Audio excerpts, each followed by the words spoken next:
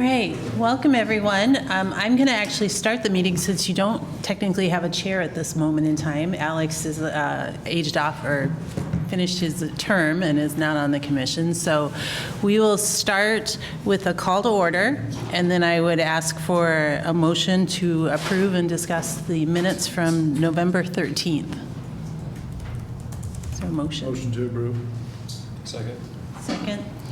All those in, any discussion? Minutes? All those in favor say aye. Aye. All opposed, same sign. Okay, that motion passes.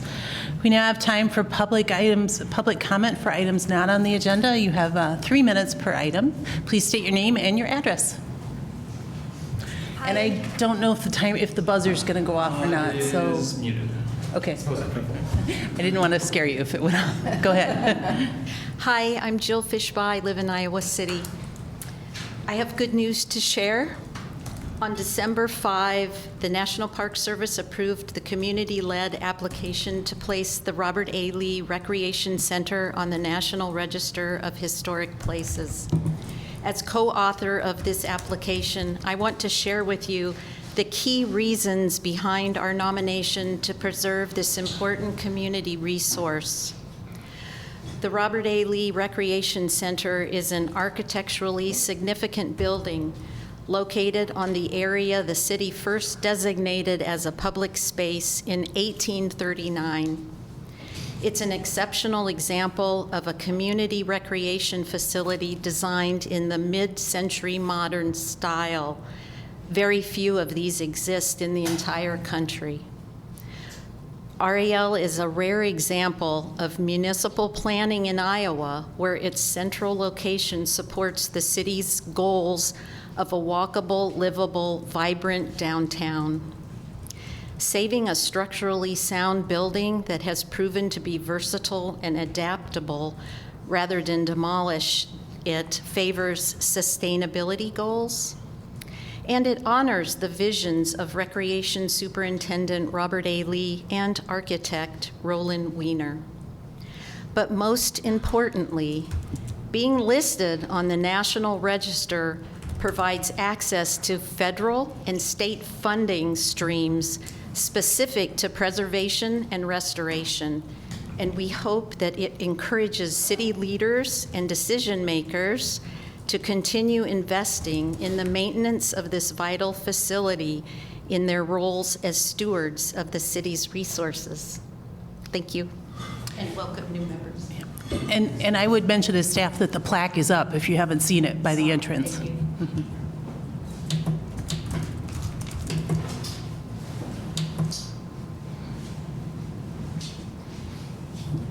Okay. Quick note to all commission members, please remember that when you're speaking to speak up into your mics. Pull it close to you and actually speak into it. We do have that for the audience and for the video to make sure we do that. So just a little housekeeping note there. And now it's time to do introductions. We have 2 new commission members tonight. And I thought first what we'd do is just go around and have each of the current commission members maybe introduce yourself, tell a little bit about yourself, maybe your favorite park, and how long you've been on the commission. Brian. Sure. I'm Brian Morelli. I think this is my 3rd year on the commission.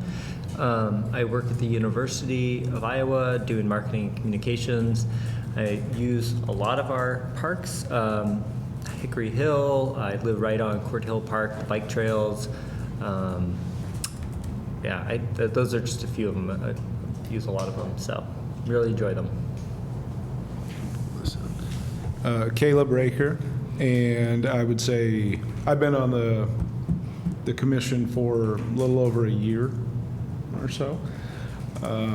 Mercer Park, I grew up in Iowa City, so I played a lot of sports there. Now I have 3 kids, so we're still there a lot. And that was it, right? Yep. Okay. Go ahead. All right. Michael Gaunt. I am new here to the commission tonight.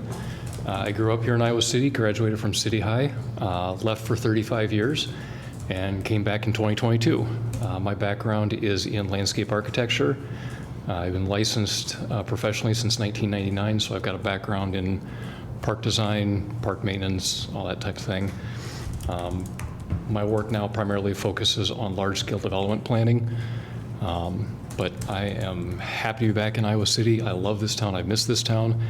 My parents still live on the east side, and I spent a lot of time growing up in Hickory Hill Park, so it has a special place for me. Very good. I also grew up in Iowa City, was born here and went to City High. Left and came back. So kind of calls you back because it's such a special place, Iowa City is. And I'm in Hickory Hill almost every day.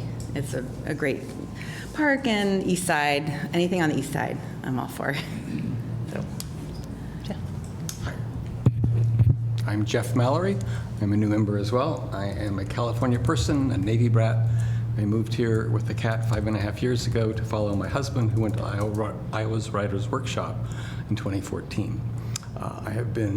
We live at the corner of Pappy Dickens and Hickory Hill Park. And that is one of the most exquisite parts of living in Iowa City because we have the birds and the animals, everything right next to us and all the trees. So I'm very happy to be part of this and participating with you all. Awesome. I'm Misty Forbes, and I've been on the commission for, I think this will be my 3rd year. I'm also from Iowa City, City High grad, East Sider. My favorite park is City Park for lots of different reasons, but growing up here, I am a nonprofit leader in town, and I'm on the Parks and Rec Commission.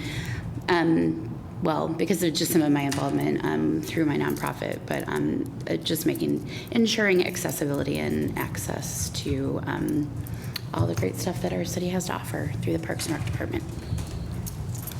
Welcome, you guys. I'm Virginia Hayes, and this is my 2nd year on the Parks Commission.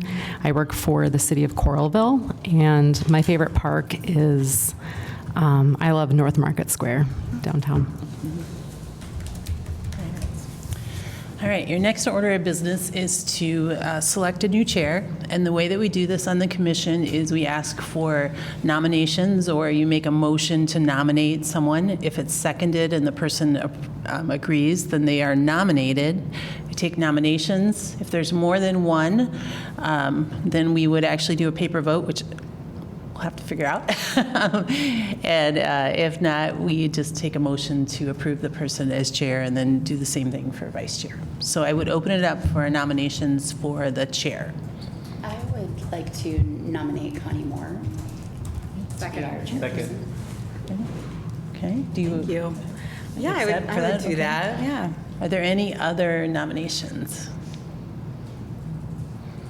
Okay, so then Missy, you would probably follow up with a motion to, I would like to motion for Connie Moore to be our chairperson for this year. I'll second it. all in favor, say aye. Aye. All opposed, same sign. Aye. No, I'm kidding. Now you do the Okay, same thing okay. for the vice chair. Okay, now, how about for a vice chair? Any nominations for vice chair?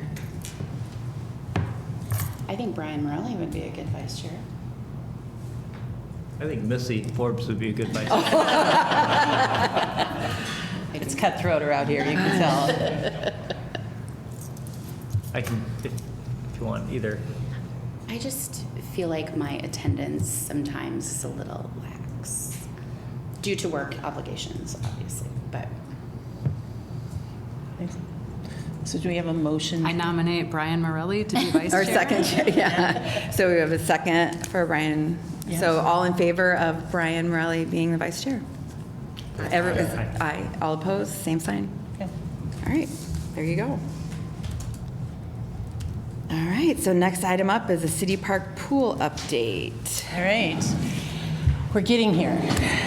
Tonight, I gave you an update 2 months ago. I don't think you'll find that there's much change, but I wanted to give you one more chance to see what's going on with this project, especially with our 2 new commission members. We are kind of in our final days of design. The plan is for the public hearing to be set with the city council at the first meeting in February, and then the public hearing to be held at the second meeting in February, with bids due then probably March 11th and awarded around April 1st if all goes well. So what I'm showing tonight is as close as we're going to get to kind of the final designs, and I can answer a lot of questions. There's not a lot that can be changed at this point, but I would love to hear your comments and help answer any questions you might have about it. So I'm going to start by just reminding everyone, if I can get this to go forward. Here we go. Okay, so the project goals, and we've been at this for a couple years. So we go back to our project goals, and these were established through the Parks and Recreation Facility and Program Master Plan, but then also all the public input that we've received for this project. So the goals of the new City Park pool are to provide community rec experience for a wide range of users, increase independent accessibility, so more than one way to get into the water by yourself if you have mobility concerns, providing shade in several areas, providing operating efficiencies that support the climate action goals, maximizing the efficiency of lifeguard use, promoting the Every Child Learns How to Swim, welcoming users of all backgrounds with specific attention to the facility entry, the locker rooms, restroom design, and then evaluating the potential merging of the outdoor park restrooms and the year-round recreation programming space, and generally limiting construction to within the fence lines. So I think the plan I'm showing you tonight comes very close on most of those goals. And I'll start at the bottom to tell you that limiting the construction area generally within the fence line. We did have to go a little bit to the east side of the pool, so if you've been out there recently, you would notice the playground has actually been moved. There was a small playground on the east side. That's been moved to make way more for the construction fencing and construction laydown zones, but we're going to move that down by the baseball fields in Lower City Park, which was originally designed to have a playground next to it, but we've never been able to fund one to have down there, so that's been moved, or it hasn't been reinstalled. It's been taken out, and our staff will be reinstalling it. We are going to be merging the outdoor park restrooms and the year-round rec program area into the building itself. So the gray brick restroom that's in Upper City Park will be demolished as part of this project, and that will be attached to the building. And the rest of them we'll kind of go through as we go through the slides about where we're at on this. The design considerations, kind of the summary: preserve the history, the trees, the open field. The trees are an ongoing concern for us. We've definitely been looking at ways, that we're confining the construction. We do have to do a new water line and sewer line from Park Road, and we're going to bore that under the trees. But with trees this age, we're probably going to lose a few. We're doing our best we can not to, but I just want to caution everybody that they're older trees, and no matter how careful we are, we still could lose some. I want to keep the open field that we have at the current pool, having the ability for learn to swim, multi-generational safety, and then that avoiding overlapping functions. We heard from all different user groups of how they loved to use the pool, but they all wanted their own space, and they didn't want to get yelled at by the other user groups. So we took that into our concerns as we move through design. And just a reminder, you've lived through all this public input. We've had some concerns from the public about, it was skewed towards older people. We didn't do enough. I don't know that those people in the public realized how many stages there were of this public input process. And when you see the total numbers from the beginning to the end, we did have a great deal of public participation, and we took a lot of effort to make sure that it was equitable and that it included all different kinds of user groups, swimmers, non-swimmers, all different types of users for the pool. It was one of our most comprehensive public input processes that the city's ever endeavored, I think, for any project. So I'm pretty proud of the fact of how we got to this point. Doesn't mean we're able to satisfy every need that was expressed, but we did get a lot of input to get to the decisions that we made. So this is where we stand on the overall design of the pool. We are going with the 3-pool complex. So we have the leisure pool on the upper right with the zero depth entry. At one time, we had talked about it having a vortex, like a swim channel. That is not a part of the final design. After looking into the safety records and some other concerns over that vortex channel, we decided that it wasn't our best option. In a few slides, I will show you the play structure that will be in the zero depth area.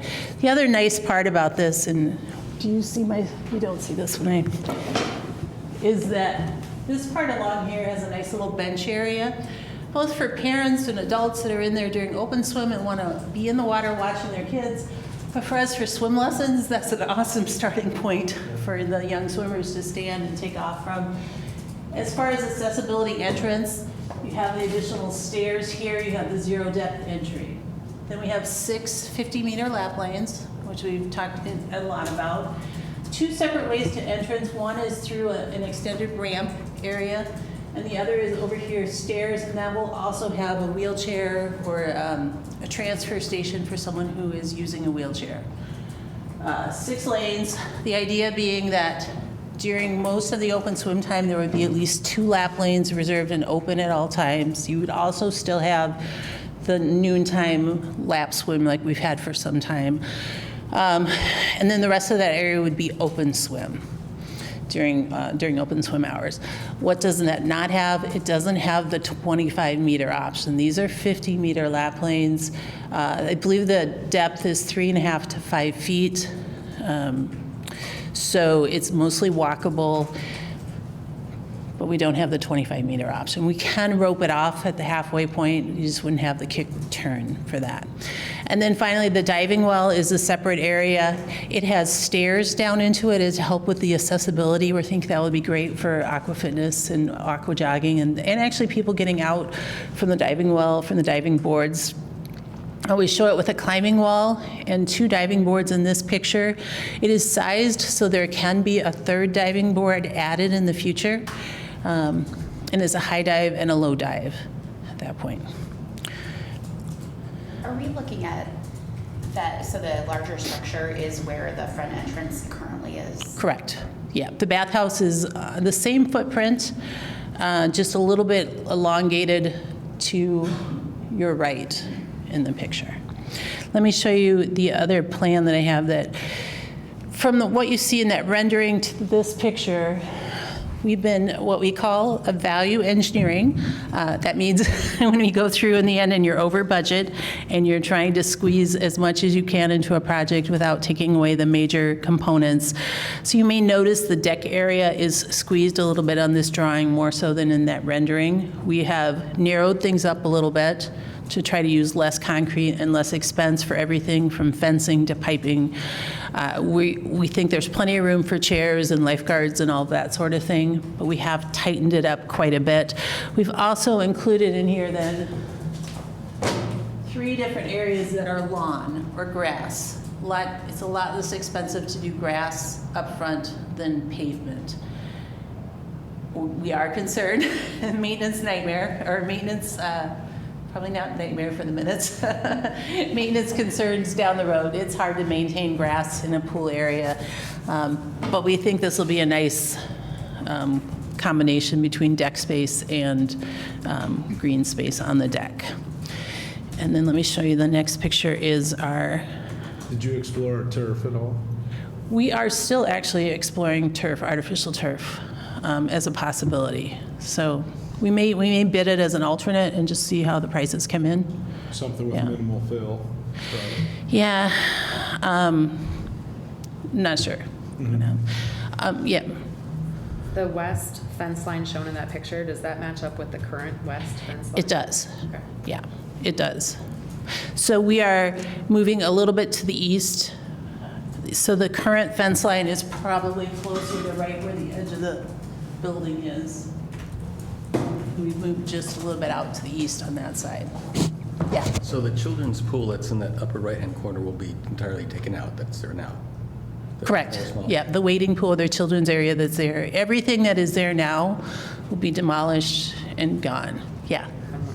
And there's room for like the lounger chairs between the fence and the pool there? There are, yeah. And I don't have the drawing here, but they've done other renderings that show fully with all the chairs, and we've counted chairs for budget and that sort of thing, so, yeah. How many parking spots do you lose with the access to the mechanical house? We will, let me see here. Good question. 2. Yeah. That's going to be really nice. Yeah. Improvement. It's a great improvement having the separate, I keep flipping back and forth for you, but having the separate filter house. Right now, if you remember, it's in the basement of our current building. Confined space entry, just kind of not a great place to have chemicals stored right next to where everyone's using the showers and that sort of thing. So having it in its own space, I think is great. It allows us for trucks to go right up to the side for delivery. We now do both chlorine and CO2 in bulk, so we'll be able to have the trucks come up and literally put their hose on the outside of the building to fill the tank on the inside. And we use not gas chlorine, don't worry.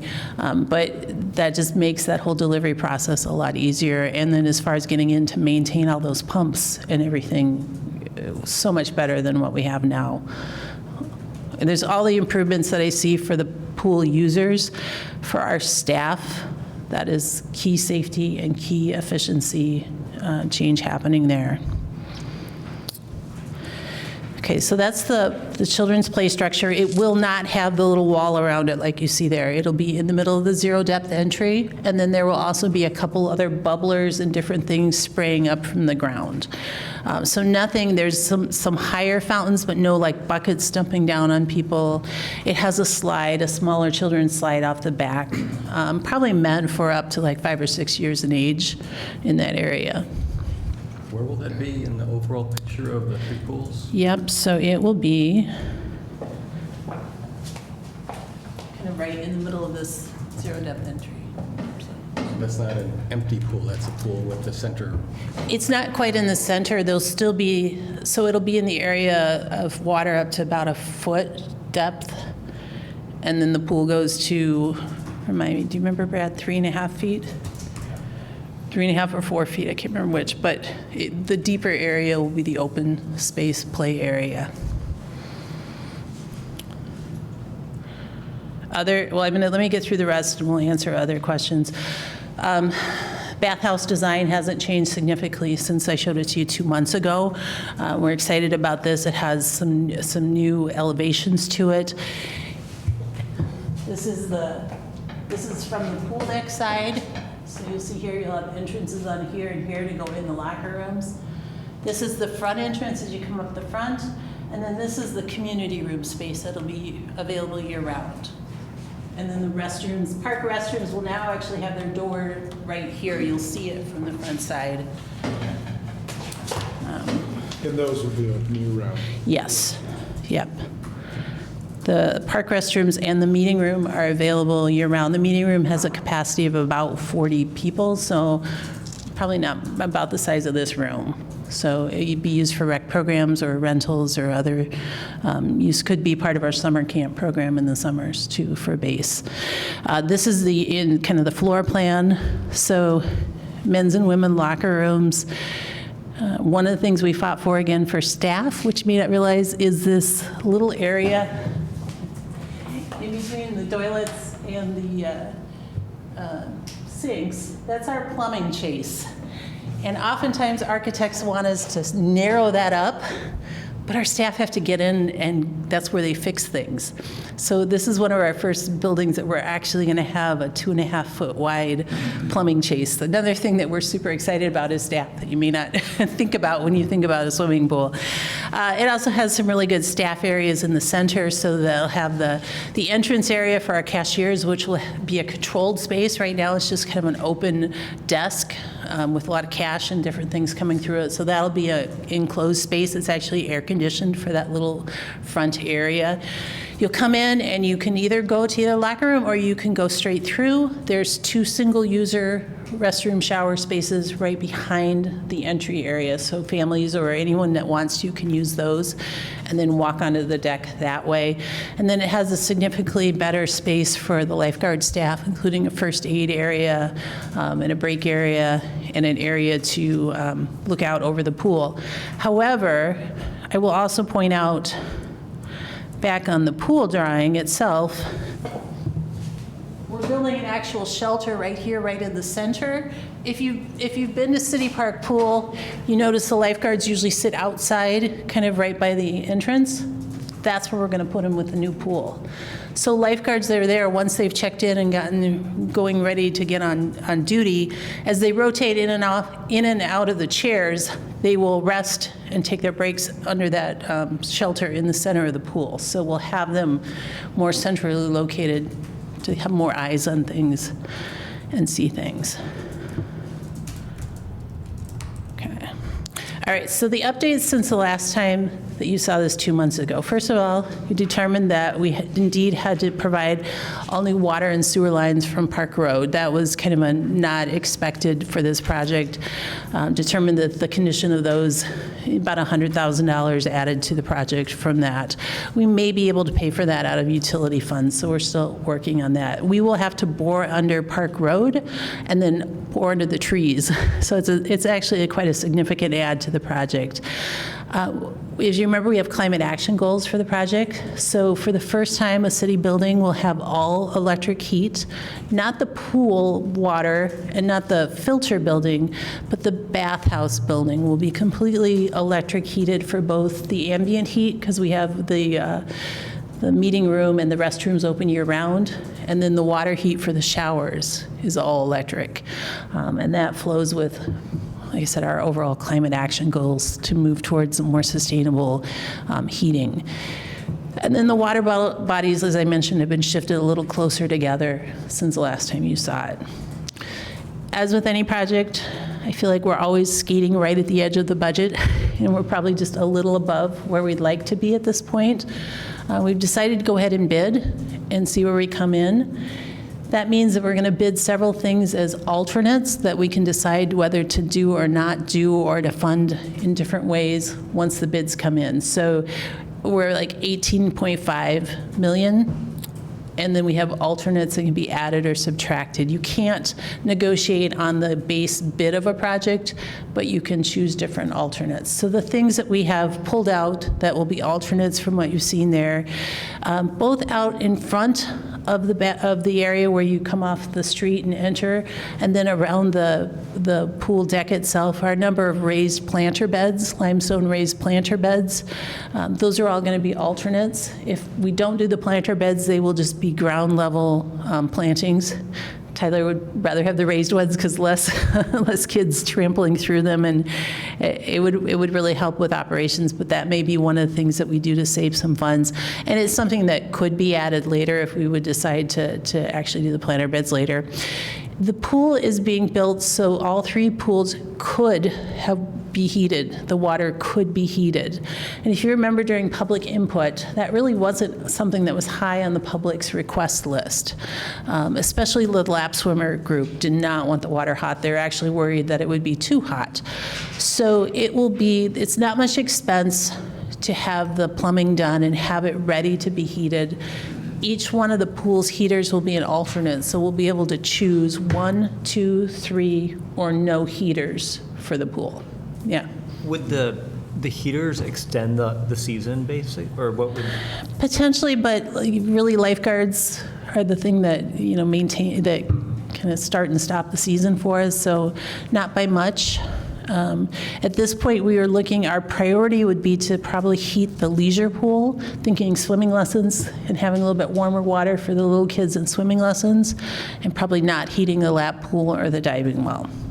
So we'll wait and see how that comes in. The climbing wall that I mentioned is in the diving well. That's an alternate. It may or may not be. That's about a $50,000 purchase. Once again, it could be added at a later date. And there is room for 3 diving boards, but we're only bidding for 2, for a low dive and a high dive. There is space for a third one if we would choose to do that. And once again, that's also not hard to add at some point down the road. Then the shade structures.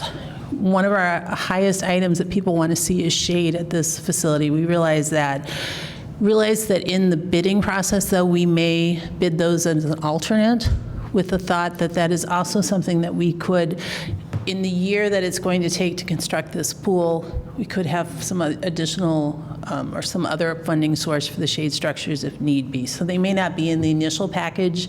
It may be something we have to come back and add later. We would have the sleeves placed in the cement for where they're supposed to go, and that's something that we fully intend to have them when we open, but you may just not see it in the original, in the first bid.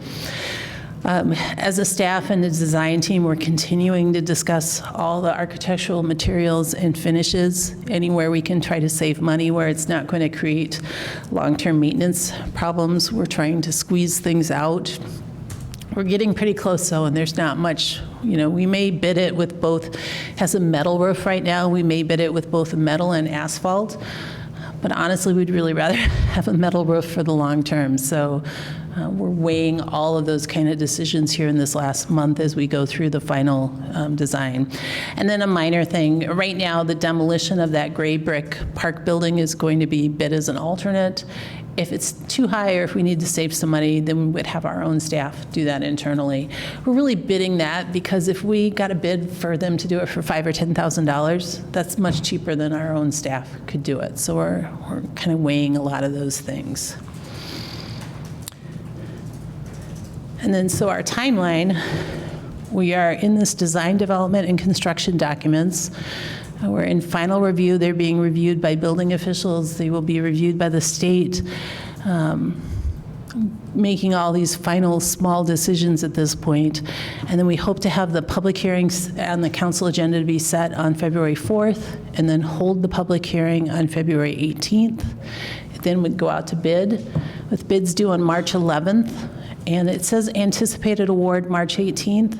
We realized today that's spring break and there's no council meeting, so it'll probably be April 1st will be when the bids would be awarded, and then construction soon after that through the entire summer. Where we're at with budget, as I said, is close. We are skating right at. If you watched council last night, there was 4 projects where bids were accepted, and they were all about 10% under. And so we're hoping that trend continues for some of these larger concrete projects. We don't know. If it comes in significantly higher than what our budget is, then we're going to have to go back to the drawing board and redesign. The only way to shave off a significant portion of this fund, of the money or the budget for this pool, would be to make it smaller. Hate to say it, but fewer lap lanes or a smaller leisure pool, or we would really have to go back to the drawing board. And that would mean a year's delay in the project. So I just want to make sure that everyone realizes that. We have kept the pool in a condition that it can be reopened for one more summer if we absolutely have to. I certainly don't want to do that, and I hope we don't have to. It will continue to leak like it has been. But we do have it in our back pocket if for some reason it comes in. There is just no additional funds really beyond where we're at. So if it comes in at 19.5 or 20 million, that's just not possible, and we'll have to go back to the drawing board. So, yeah. I am excited to get it out to bid, though, and hopeful, to be real honest, that we're in the right place. Yeah. How will the entrance to the pool be? Is it one place, like at the UI gym, where there's got a desk and you come through one place, or will it be like here, where there's several entrance places and it's hard to keep track of who's in there? Yep, it's just one. So this is the driveway that's there now. It'll have a nice little extra circle drive. You'll come up to one entrance here with the door. There will be doors on both sides, but I'm guessing we'll have the doors open only on one side. So you'll check in, come in through here. There'll be a hallway behind the cashier that lets you choose men, women, or single user, and then go on into the pool. So the structure of people coming in will be much easier to keep track of who's coming in. Yes. Okay. Yeah. Great. The other thing, as you mentioned, this is being sized, the circle drive. There's no concessions in this pool building other than the vending machines. So the circle drive is sized so we can have food trucks pull up there, and we could have food trucks on events, or if we find it's popular, even more often if we want to, instead of having, since we don't have a concession stand. Yeah. Yeah. If, regarding the bids, if they were coming in high, have you considered like phases, doing the project in phases, or is it just not really? It's really not a way to phase it in this, no. Yes, we considered it. No, it's not possible. So, yeah. Good question. Anything else? I really like it. Good. Looks really good. I think we're in a really good place, and I am confident that we're going down the right path. bidding climate, you just don't know. So that's the only thing. We've hedged our bets. So if we need to reopen the pool, we can. But let's hope we don't have to. So. Thanks so much, Julie. We know there's so much work went into this, and it's getting exciting. Yeah. So next, Brad, for the recreation program update.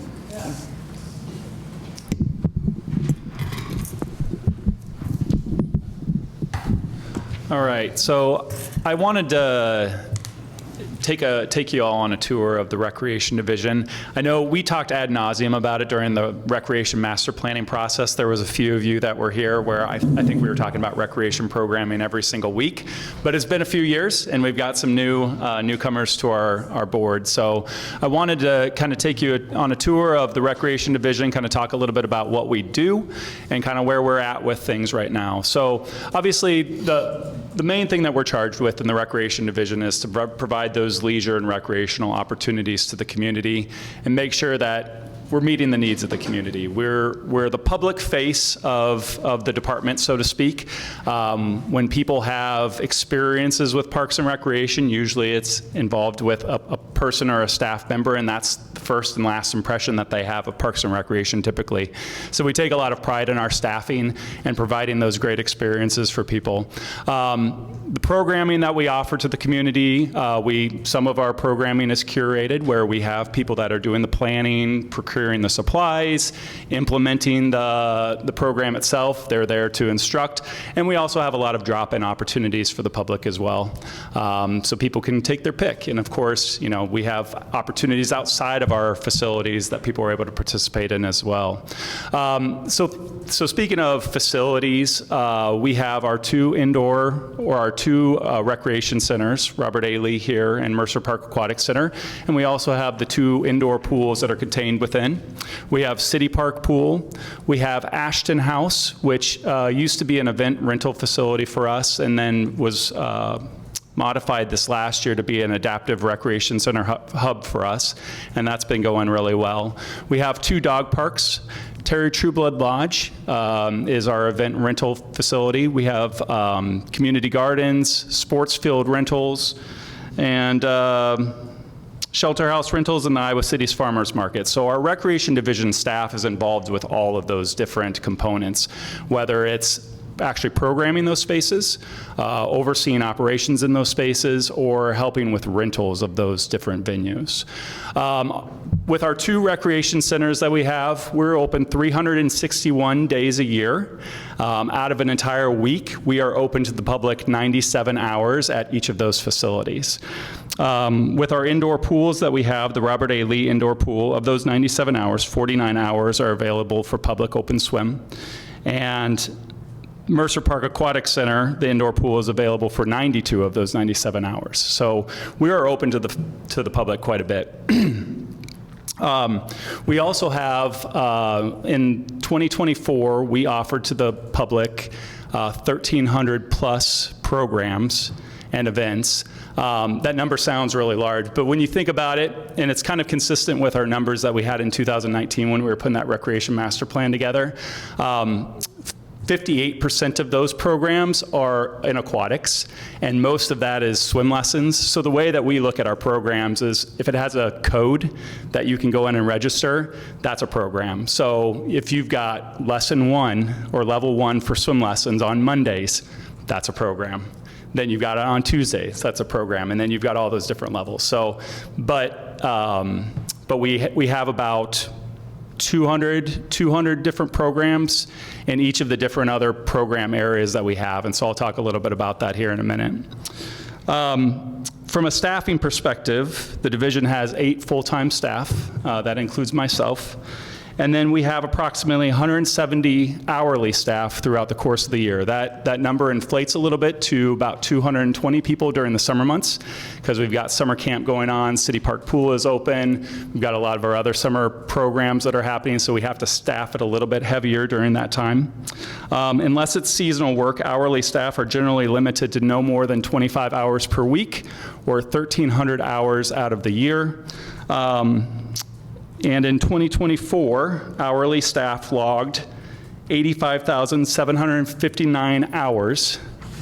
which is a full-time equivalent of 41 people. So we rely a lot on our hourly staff to create the experiences that we have here in Parks and Recreation. The 8 full-time staff are in charge of supervising these staff and providing them with direction in their respective program areas.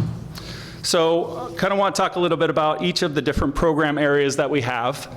So as recreation superintendent, I oversee the whole recreation operations side. I have the assistance of Matt Idle, who has been here 25 years. He is our assistant recreation superintendent, and he's been in that role for about 5 years. Prior to that, he was our youth sports program supervisor. And he assists me with the oversight of the 8 or the full-time staff that we have, and also facility operations, primarily over at Mercer Park. That's where his office is, so he's officed out of that and provides a lot of the daily oversight of the operations over at Mercer Park. He also oversees the customer service staff for both facilities. We have about 30 hourly staff in customer service that kind of switch between those 2 different locations. And anytime that we're open to the public, we have customer service staff available at both facilities. He also oversees community gardens and the development of the seasonal activity guide. We put out 3 activity guides per year. He does the coordination with program supervisors on gathering all their programs, the descriptions, getting that uploaded into ActiveNet. And so he helps with a lot of the administrative operations in making this all run. Mallory Smizer is our adaptive inclusion and outreach program supervisor.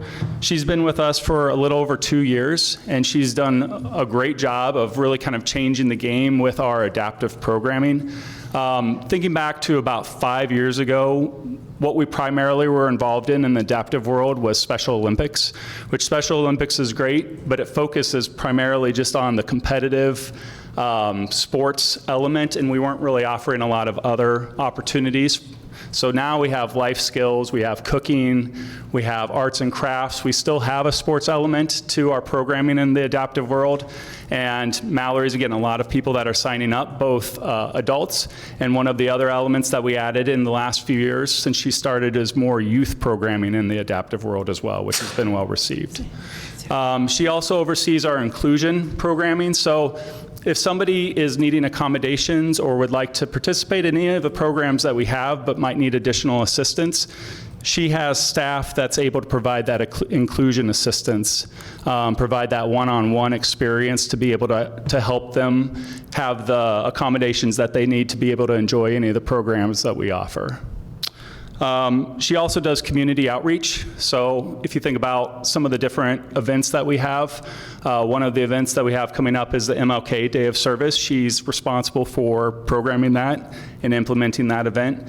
She also introduced the Indigenous Peoples Day that we have in October, which has been well received. And she also is our contact person for any ADA accommodations requests. So anything that we have for requests for the department starts with her. Jeff Sears is our sports and wellness program supervisor. For many years, he was the adult sports program supervisor. But as the adult sports world has kind of changed, we've added the youth sports element. If you remember, Matt used to run that for quite a while, and now he has the customer service, so we brought the youth sports over to Jeff. Jeff's been with us for 16 years. And he oversees the sports and wellness side of things. In addition to the 2 dog parks that we have, he oversees the staff for those areas. And he also has a variety of other responsibilities that he helps out with, including contract administration. So if you think about our Terry Trueblood Lodge, he assists with that.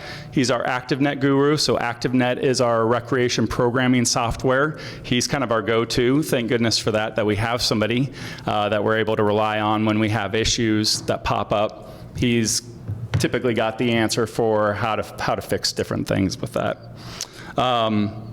And he also oversees the ball field reservations. So he works with a lot of the different sports organizations in the community to reserve those ball fields and get those set up, and then communicate any of their needs over with the park staff so they can get it lined properly and things of that sort.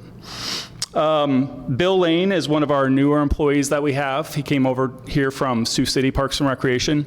He is our communications and special events program supervisor, and he oversees the recreation communications. So he has a staff person, an hourly staff person that assists him with, if you look at our Facebook page, our social media, a lot of those different posts come through Bill and his content creator position that he oversees.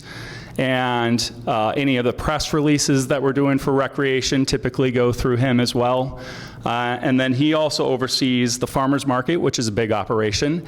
It just seems like we just got done with our holiday markets, and now we're rolling into going to be accepting registrations for the typical farmers market season, probably at the beginning of February. So it's just we kind of roll into one thing into the next. It's kind of a long season. He has a lot of responsibilities in that area. And he also oversees some of our bigger special events that we offer to the community, as well as kind of a point person for our activity guide as well, working with Matt for that. Kaylee Hausch is our aquatics program supervisor. She's been with us for 5 years, but she's earned her way up through the ranks. She started as a lifeguard here, and then she was our recreation assistant for a couple of years. And then in this last year, she was able to earn her way into the aquatics program supervisor position. She's been doing a great job for us. She has a lot of institutional background knowledge about how the pools operate and has been able to kind of make a seamless transition into that. So she oversees a lot of the things that you typically think of swimming pools. So the aquatics operation and all the staffing that goes into that, you know, sometimes she's operating 3 different pools at a time when City Park Pool is open, and there's a lot that goes into that. She also does the swim lesson coordination, water fitness programming, lifeguard and water safety instructor certifications. She does special events such as our hydrant parties that we have out in different neighborhoods during the summer months as far as outreach. And then she's really kind of the contact person that is the liaison with the Iowa City Community School District for the swim teams that use the pool, and then with the Iowa City Eels Swim Club. Nolan Bukowski is another employee that's kind of worked his way up. He's our recreation assistant. So he actually doesn't have any supervisory responsibilities, but he assists primarily aquatics and customer service. He had been a customer service member before moving into the recreation assistant position. And so he helps with a lot of the scheduling for aquatics and customer service, and provides general leadership to both areas for the staff. So he's kind of a point of contact if any troubles arise. And he also provides assistance and trainings for those different areas as well. And that leads me to our final person, which is Joyce Carroll, who just retired. She had been here with the division for 45 years. And she retired this last Friday. And so it's kind of a weird thing for us to not have her around right now. She's done so many different things, and one of the wonderful things about her is that, and Julie and I were just talking about this, how she was always so creative. Like even after being here for 45 years, she was always pushing people to come up with new ideas, try new things, and she definitely will be missed here. And so I wanted to, on your handout there, you have a list of some of the different things that she was responsible for. And it's a long list. She did a lot of different things for us here. So she oversaw the pottery studio, which the pottery studio, we have general passes that people can use, but there's a lot of programming that we have. We have a wonderful hourly staff, a few staff members that do a great job with that. And really, your pottery programs can really only be as strong as the people that you have running that. And fortunately for us, we do have some great pottery studio staff. A big part of her responsibilities was arts and crafts programs for both adult and youth. She also provided nature education. This had been something that we had been pushing more of here the last 5 years, and this was one of the things that came from the Recreation Master Plan, is that we wanted to do more nature education, teach those skills to kids, provide those opportunities for people of all ages. And so she had started introducing a lot more nature education programs for the community as well. She oversaw the gardening. So if you think about the Discovery Garden that we have out on this side of the facility, she did a lot of the programming, led a lot of the programming for that. She has some staff that are great in that area. She also worked with Backyard Abundance for the edible garden out here and some of the other edible forests that we have in the community. She also was introducing more and more STEAM programs. So this is a lot of your robotics, your engineering, music, a lot of different types of programs. And these actually were probably the programs that we're seeing become more and more popular. These are the programs that tend to not have any issues getting filled right away. We tend to have a lot of interest in these different programs, and there's so many different things that you can do with that. And so she had introduced drones a few years ago. She's got different robot programs that she was offering. It's just really neat, the variety of different things that were offered through that. We also have roller skating on Saturdays, which is a very popular program for us, and it's also free. So we get a lot of people coming out and utilizing our facility for that. We have a more kind of like a beginner's session at the beginning of the afternoon, and then it's kind of an all skate in the evening.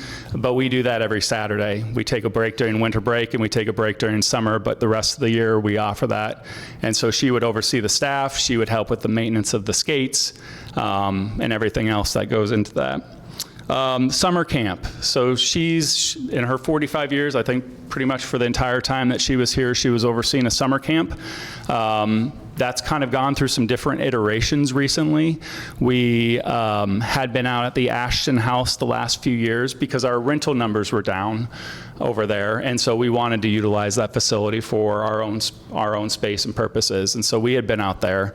We're looking at potentially a different location for this summer, but that was one of the things that she kept her busy during the summer months with all the staffing that was constantly involved in that. And then of course, a lot of the issues that come up when you're dealing with kids and their parents, and dealing with those different situations and managing that appropriately. And then we introduced a Play Days program. She used to oversee a program called Playground, which was at several different park locations around the community, and it would be pretty much most days, but it was a drop-in program. There would be arts and crafts opportunities, different games. It would be staffed. We had saw those numbers kind of diminishing over the last few years, and so we introduced something called Play Days this last year, which is it's more consistent timing. It's one park location per week. We're able to commit more resources to that to provide some musical entertainment. And really, it's almost kind of like a mini party in the park. If you think about our Party in the Park programs, it's kind of like a mini party in the park that's really dedicated to kids and getting them out to their different park locations. And so that's something that she oversaw as well. So that leads me, so that's a big list. And that leads me to the next part, where she retired on Friday, and we have a position vacancy notice that's in the works right now. But we've also learned that program or that position is not going to be hired for right away. There's some uncertainty about that, and there's some bigger stuff going on with the city budget that. I would jump in on that. So one of my next items would be to update you on our operating budget. It is a very, we aren't asking for anything new or anything different in our budget. It's a very status quo budget. I go in front of council next Monday to discuss our operating budget. But it's pretty lean times here for the city right now, and depending on what the state of Iowa legislature may or may not do with property tax, it could be much worse. So there are 5 or 6 positions across the city right now that are open and essentially frozen, not eliminated yet, but just frozen. We aren't able to hire, and we may have more of those. It's being handled on a case-by-case basis. So you've probably seen there are advertisements out for some maintenance workers in Public Works and some other positions that are deemed that they have to fill in order to keep services operating. This position, our rec program supervisor for STEAM, arts and crafts, and arts and nature, is being put on hold. And our plan is to continue a level of programming through the summer. She had a lot of part-time staff already trained and ready to go, and they are continuing to operate the programs, most of them that we had planned for the spring. We do plan to offer summer camp in the summer. After that, if the position is not filled or it's eliminated, hopefully not, but if that happens, then we'll come back, because we'll have to kind of refocus all of recreation among these different supervisors that you just heard about and prioritize. There will need to be program cuts if we have one less supervisor. That's 1/5 of our programming. We hope we don't get to that, but we wanted to make you aware of that's the position we're in right now. So we are business mostly as usual from now through the summer, with the hope that we've been told that most likely we could hire the position once the legislature closes for the session, depending on what happens and what we know may or may not happen with changes they may make. And we'll have a decision then, so we'll either be able to hire or have to do some restructuring at that point. So, yeah. Do you have any questions?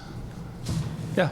What's the history between the school district and the Parks and Recs in terms of sharing resources? I noticed about the baseball parks, there was a lot of previous history about getting that done. Has that been something from a long time or something recent? It has been, and I believe that 28 agreement goes back to.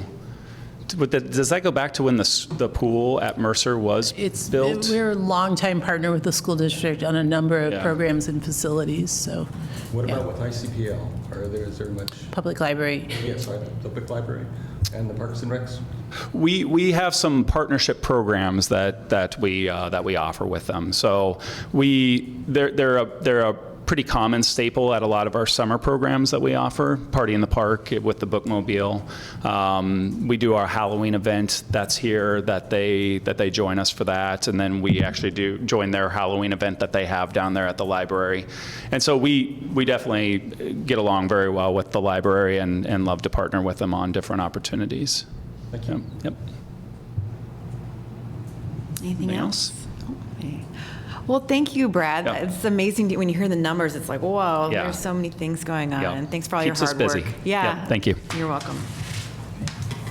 Okay, so next we have report on the items from city staff. So Julie's first. Just a couple quick updates. I updated you on budget. Cross your fingers and your toes all spring. We have good news and we are able to maintain our budgets. We are getting 2 new park dedications right now, and they are land that you probably think already is park. We are getting some land in the Lindeman subdivision on the east side. So it's the trail that runs from Court Street north from Scott Park. It goes up through Lower West Branch Road. And that last section between Anna and what Lower West Branch Road is going to be dedicated to the city. We've actually been on that trail quite a while. It's been open to the public, so you probably didn't realize it wasn't parkland.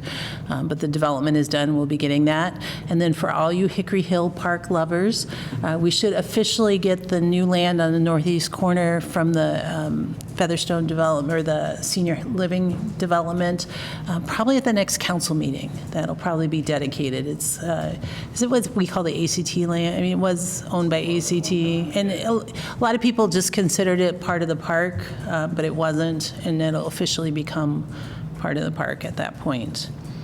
So with that, facility-wise, we successfully drained, cleaned, painted, spruced up Robert A. Lee Pool. We always hold our breath every time we do that here at the older pool. It went really well. The water came in nice and clear and got it heated back up, so we're back operating and back in business in a very timely manner. A lot of our maintenance staff has been over at the senior center. It's interesting, the senior center is its own entity. However, Parks and Recreation maintains the building and provides custodial services. services for the building. A lot of issues at the senior center with heating and cooling and other small maintenance things. So it's actually drawn our maintenance staff from the rec centers and City Hall quite a bit recently, just as the building, it's another historic building that we're trying to maintain and keep users in. And then we mentioned the Ned Ashton House and the way that it's become a hub for our AIR programs. We'd like to take you there. So the next meeting in February, we plan to actually have it at the Ned Ashton House. So we'll get you the information on that, but plan on February, 5 o'clock, we'll actually meet at the Ned Ashton House out on Park Road. So that's my... Thank you. Brad, do you have anything else? Yeah, just a few quick updates on some events that are coming up. So I had mentioned previously the MLK Day of Service. That's going to be at Mercer Park Aquatic Center. That's going to be on Monday, January 20th from 9:30 a.m. to 12:30 p.m. Free event. We have some different activities going on, so feel free to stop by if you'd like. And then for you outdoor lovers, we've got a couple different outdoor related events that are centered around winter, but it seems like a lot of times when we do that, like Freeze Fest, we kind of jokingly call Thaw Fest. Last year was actually rather warm when we had this, but it was well attended and people love coming out. We utilized the Terry Triplet Lodge for that, so we actually have some indoor and outdoor options. We work with a lot of different partnership groups to be able to provide some outdoor experiences and education, and that's going to be Sunday, February 2nd. That's going to be from 1 to 3 p.m. And then we have a winter play day. So this one really kind of banks on some snow happening for us. It's in February, so we'll see. It's Saturday, February 8th from 1 to 3 p.m. at Happy Hop Park.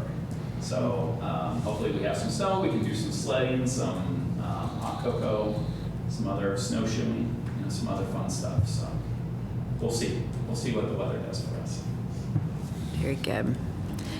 I would say I hope there's snow, but I don't know if I can say that. Yeah. Okay, Tyler. And from my staff's standpoint, we're fine with no snow, but that's the first thing on my list, snow removal. So we've done a little bit of snow removal. Obviously, we haven't had much this year, but that's kind of been nice because we have quite a few staff on new routes. So if you're not familiar with our snow operations,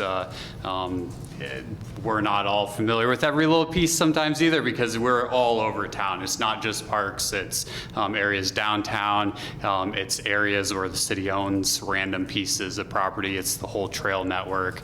So we're a little bit of everywhere. With this last really only measurable snow, I think we only missed 2 little tiny sections anywhere, and that's really because our staff has been training the next up over the years for that. So I commend the staff on getting out there and keeping the sidewalks first and foremost safe, and then we hit trail networks after that, especially the approximately 8 miles of trail we added in 2020 as removal of snow, and the new trails we've gained since then. So we're probably up about 10 or so miles of trail since 2020 that we plow.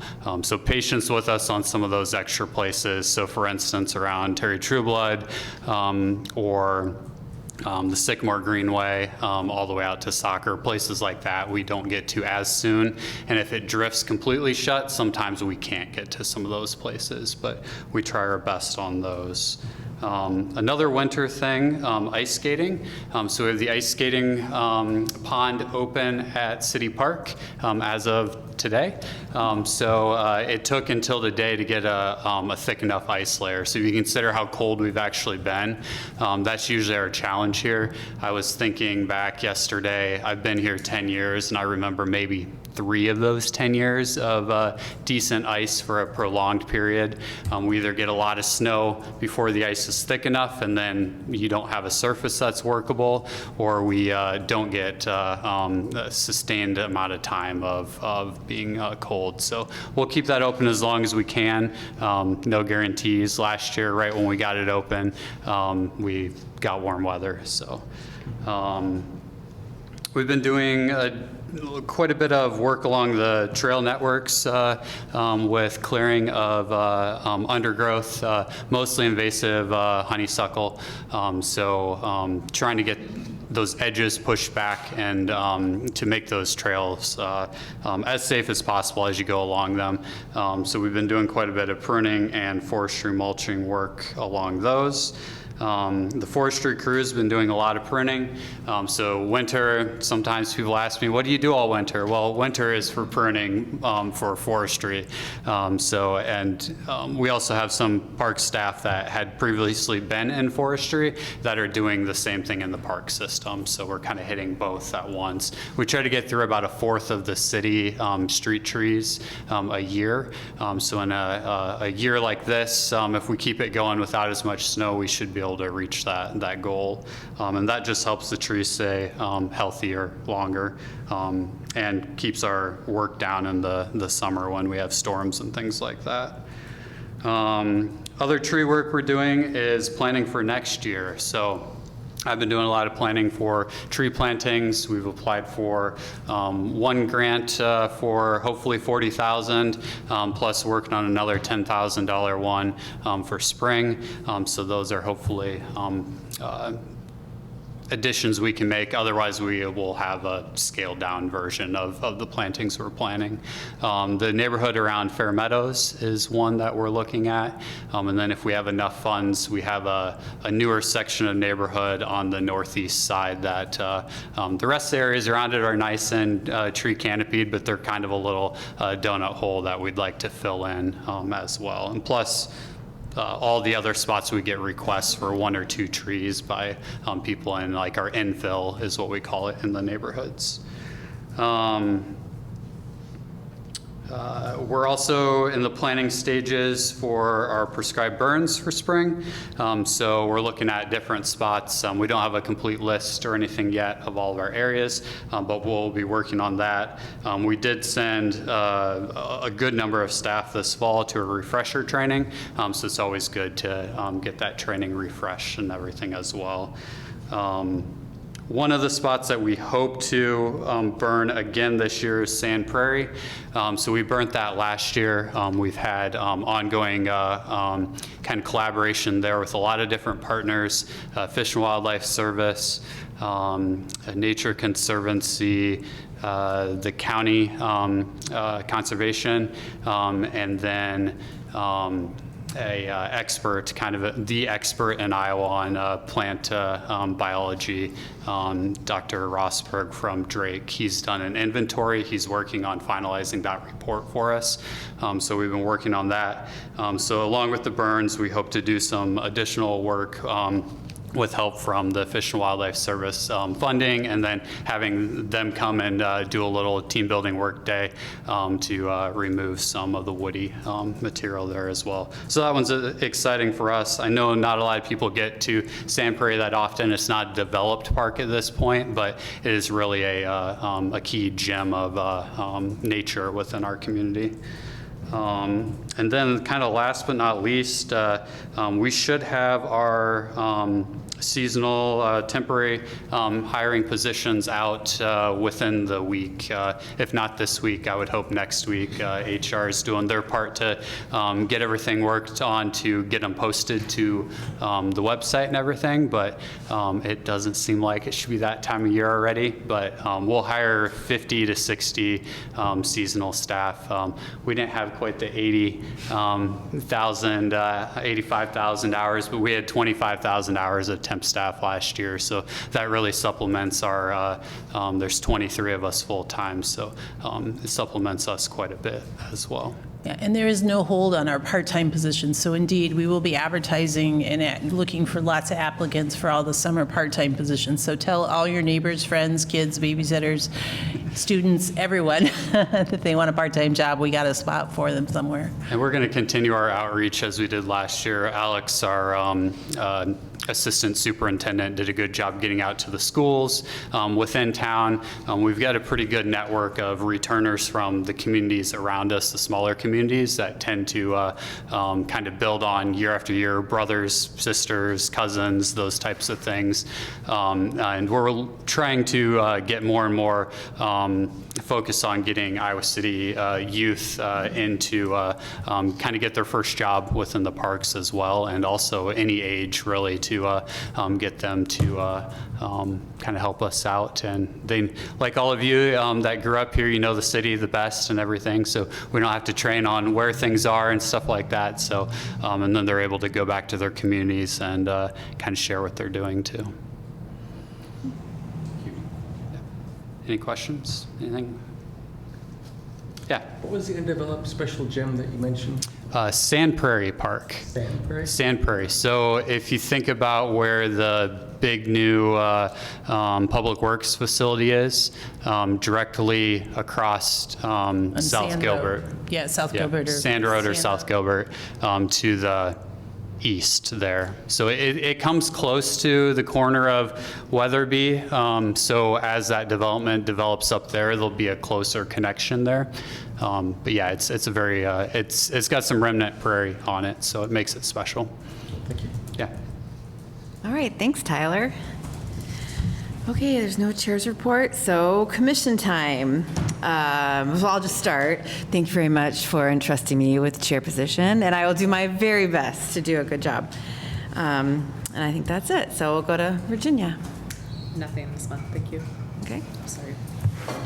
I just like to put a plug in again. Well, thank you, Connie, for your service. Oh, First of all, to my start there. pleasure, my pleasure. But just a suggestion for a meeting sometime to do like a field trip around the parks. Yeah. I know I had heard when I came on the commission that was something that was an annual thing, and I think because of the pool stuff and all that, it's not fallen by the wayside. But I'd love to do that again if we could in my last year. Probably June or July, we could do it when we've got longer sunlight hours, and definitely, we've gotten a bus in the past and able to do that. That'd be It's a fun. good idea.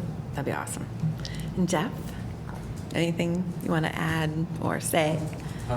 I'm glad to be here. I'm glad to welcome you all, to be welcomed by you all. And appreciate you guys giving us the overview, and Julie as well. So thank you.